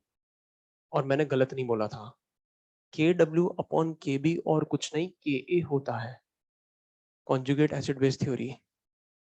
Ka अगर मैं लिख रहा हूं NH4 प्लस का, इसको मल्टीप्लाई कर रहा हूं KB ऑफ NH4OH से, तो क्या बनेगा KW। क्या मैं इसको Ka नहीं बोल सकता? और K भी किसका, NH4 प्लस का, वही लिखा था मैंने। रिएक्शन से भी प्रूव करके बताया है और एक्सप्रेशन से भी प्रूव करके बताया है। क्लियर है बात सभी को, है ना? दिमाग अभी नहीं लगाना, अभी बस समझना है कि क्या कर रहा हूं मैं। यहां तक किसको डाउट है तो बोलो, और अगर यहां तक डाउट नहीं है तो मुझे निकालना क्या था, पीएच निकालना है। और पीएच निकालना है तो पीएच निकालने के लिए सबसे पहले मुझे चाहिए होगा H प्लस। पर H प्लस भी डायरेक्टली नहीं आएगा, ये रहा H प्लस, ये H प्लस डायरेक्टली नहीं आएगा। सबसे पहले मुझे क्या ढूंढना पड़ेगा, KH ढूंढना पड़ेगा। एक काम करो, NH4OH H प्लस और NH4 प्लस की ये वैल्यूज पुट कर दो यहां पर। तो जब वैल्यूज पुट करोगे तो KH की वैल्यू आ जाएगी C²H² upon C minus CH, ये आ जाएगा CH² अपॉन 1 माइनस H। क्या यही बन रहा है? अरे यही बन रहा है ना। तो मुझे बस एक बात बता दो, हाइड्रोलिसिस पुअर प्रोसेस या इफेक्टिव प्रोसेस? मतलब मैं बोल सकता हूँ H is very very very very very very very very less than 1। मतलब मैं बोल सकता हूँ 1 minus H is nearly equal to 1। मतलब मैं बोल सकता हूँ KH is equal to CH²। क्या मैं ऐसे बोल सकता हूँ H is equal to under root KH by C? क्या मैं ऐसे बोल सकता हूँ H is equal to under root KH की वैल्यू निकाली थी यहां पर, बोल सकता हूँ KW upon KB into C? निकालना क्या था, H प्लस। क्या मैं बोल सकता हूँ concentration of H plus is equal to CH?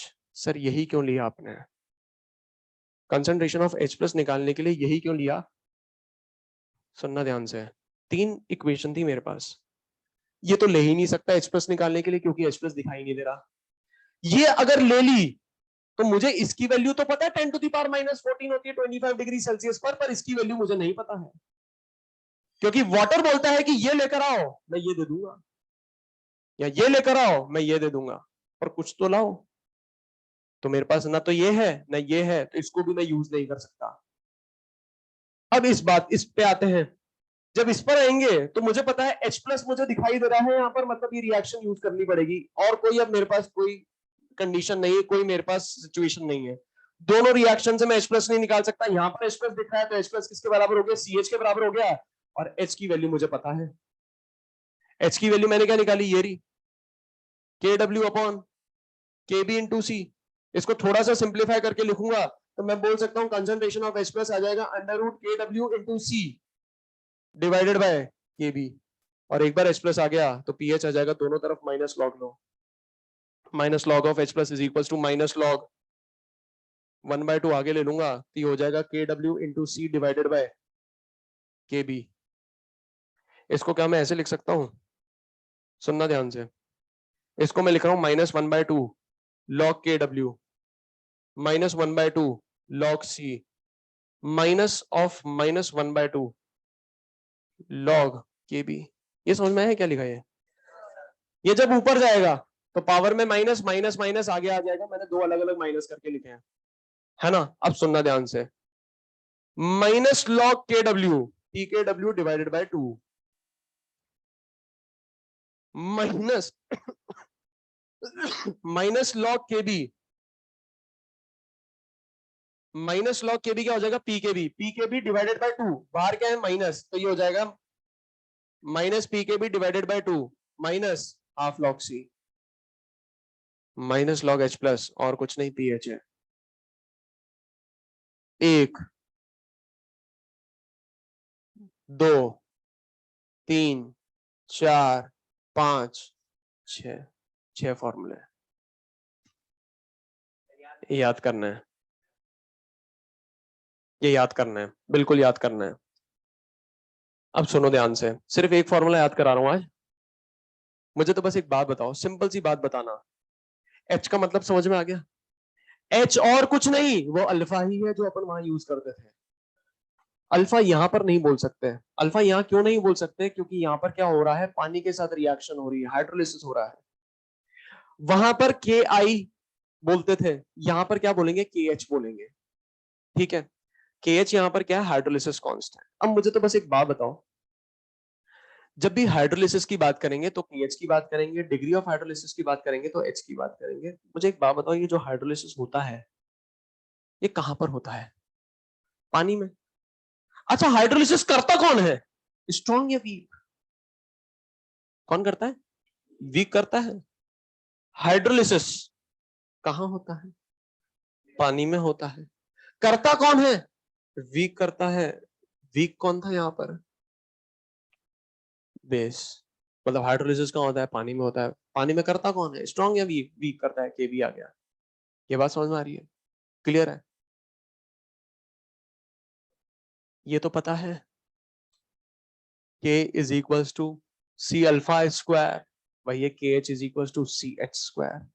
अच्छा याद करो, एक अल्फा का फॉर्मूला बताया था, अमिताभ बच्चन कह रहे हैं घर में खेलो KBC। अब alpha is equals to under root क्या होता था? K बटे C। अल्फा की जगह क्या लिखूंगा? H। K की जगह यहां पर क्या बनूंगा? KH बटे C। वही तो है। 1 2 3। ये बात समझ में आ रही है? अब इस KH की जगह ये पुट कर दो तो ये आ जाएगा, तो ये याद रखने की जरूरत ही नहीं है। बात समझ में आ रही है ना? है ना? 3 हो गए। ये दोनों फॉर्मूले कल याद कराऊंगा। ठीक है? तो समझ में आ रहा है कि एक चीज तो समझ में आ रही है, डेरिवेशन कोई काम का नहीं है, बिल्कुल भी काम का नहीं है। जिस सीक्वेंस से मैंने आपको डेरिवेशन यहां पर बताया ना, उस सीक्वेंस में आपके मॉड्यूल में भी नहीं दे रखा है। सिर्फ कोई सी भी रिएक्शन कहीं भी यूज कर ली है और डेटा निकाल दिया है।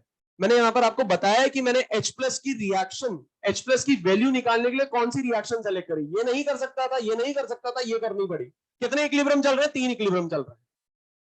बात समझ में आ रही है? आपका होमवर्क अभी कुछ भी नहीं है। नेक्स्ट क्लास में मैं होमवर्क दूंगा और नेक्स्ट क्लास में मोस्ट प्रोबेबली सॉल्ट हार्डनेस खत्म हो जाएगा।